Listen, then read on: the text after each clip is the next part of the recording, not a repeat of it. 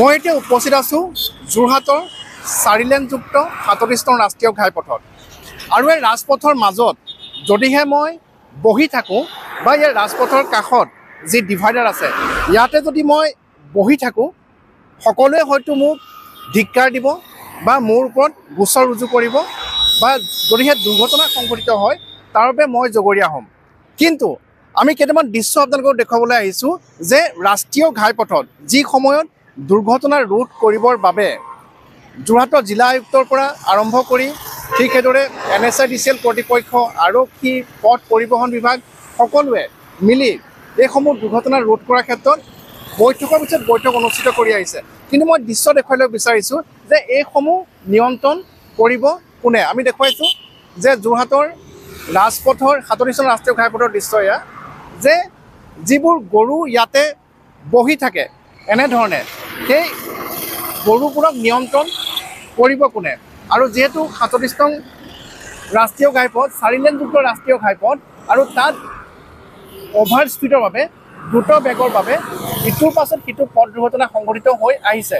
কিন্তু ৰাস্তাৰ মাজত এনেধৰণে যাতায়াতত ব্যাঘাত জন্মোৱা বা পথ দুৰ্ঘটনাৰ সংখ্যা ব্যাপক হাৰত বৃদ্ধি হোৱাত অৰিহণা যোগাই অহা এনেধৰণৰ যিবোৰ উদঙীয়া গৰু ৰাজপথত ৰাষ্ট্ৰীয় ঘাইপথত চলি থাকে সেইবোৰ নিয়ন্ত্ৰণ কৰাৰ ক্ষেত্ৰত কোনে ব্যৱস্থা গ্ৰহণ কৰিব সেয়া বৰ্তমান এটা ডাঙৰ প্ৰশ্ন হৈ পৰিছে। আমি দেখুৱাইছোঁ যে কিছু সময় পূৰ্বতে ইয়াতে কেইবাটাও গৰু আমি দেখা পাইছিলোঁ 37 নং ৰাষ্ট্ৰীয় ঘাইপথৰ মাজত আৰু আমি এতিয়াও দেখুৱাইছোঁ যে ৰাষ্ট্ৰীয় ঘাইপথৰ মাজত কেনেধৰণে গৰু এৰাল দি থোৱা হৈছে।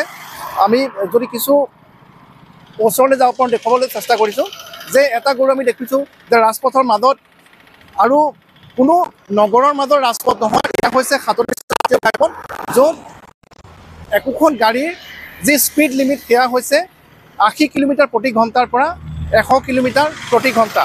আৰু আমি দেখুৱাইছোঁ যে কেনেধৰণে গৰু এৰাল দি থোৱা আছে ডিভাইডাৰত আৰু যিকোনো সময়তে এই গৰুবোৰ ৰাষ্ট্ৰীয় ঘাইপথৰ লেনলৈ নামি যায় আৰু তাৰ পাছত যি পথ দুৰ্ঘটনাৰ সম্ভাৱনা ব্যাপক হাৰত বৃদ্ধি পাইছে। কিন্তু এতিয়ালৈকে এই সন্দৰ্ভত কোনো ব্যৱস্থা গ্ৰহণ কৰা আমি দেখিবলৈ পোৱা নাই। আমি যদি সম্ভৱ হয় আমি যদি কিছু জুম কৰি দেখুৱাবলৈ চেষ্টা কৰিছোঁ যে কেনেধৰণে কিছু নিলগত যি উদঙীয়া গৰু এক প্ৰধান সমস্যা হৈ পৰিছে ৰাষ্ট্ৰীয়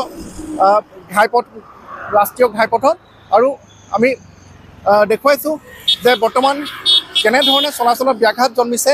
আমি এবাৰ লক্ষ্য কৰক এই দৃশ্যলৈ যোৰহাটৰ যি 4 লেনযুক্ত ৰাষ্ট্ৰীয় ঘাইপথ তাৰ মাজত এনেধৰণে গৰুৰ বাবে পথ দুৰ্ঘটনাৰ সম্ভাৱনা কিমান দ্ৰুত হাৰত বৃদ্ধি পাইছে আমি দেখুৱাইছোঁ যে তাৰ মাজত এনেধৰণে বহু গৰু এই স্থানেই নহয় আমি চিৰতীয়া গাঁৱৰ সন্মুখত বৰ্তমান আছোঁ আৰু তাৰ পৰা যদি আমি আগলৈ গৈ থাকোঁ পুলিবৰে হওক বা তাৰ যি ইতিমধ্যে নিৰ্মাণ সম্পূৰ্ণ হোৱা এই 4 লেনযুক্ত ৰাষ্ট্ৰীয় ঘাইপথত গৰুৱে কেনেধৰণৰ এক প্ৰকাৰ সন্ত্ৰাসৰ সৃষ্টি কৰি আহিছে এই বিষয়টোত কিন্তু কোনো বৰ্তমানলৈকে গুৰুত্ব প্ৰদান কৰা নাই।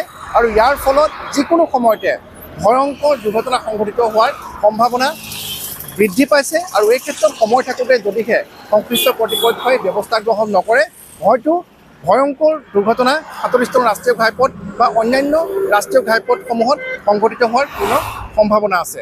যোৰহাটৰ পৰা Gautam Bora, news 18 Assam north east. আপুনি বিচৰা বাতৰি পাব কেৱল নিউজ 18 এপত। নিউজ 18 এপ ডাউনলোড কৰিবলৈ স্কেন কৰক এই QR কোড। গুগল প্লে ষ্টৰতো পাব এই নিউজ 18 এপ।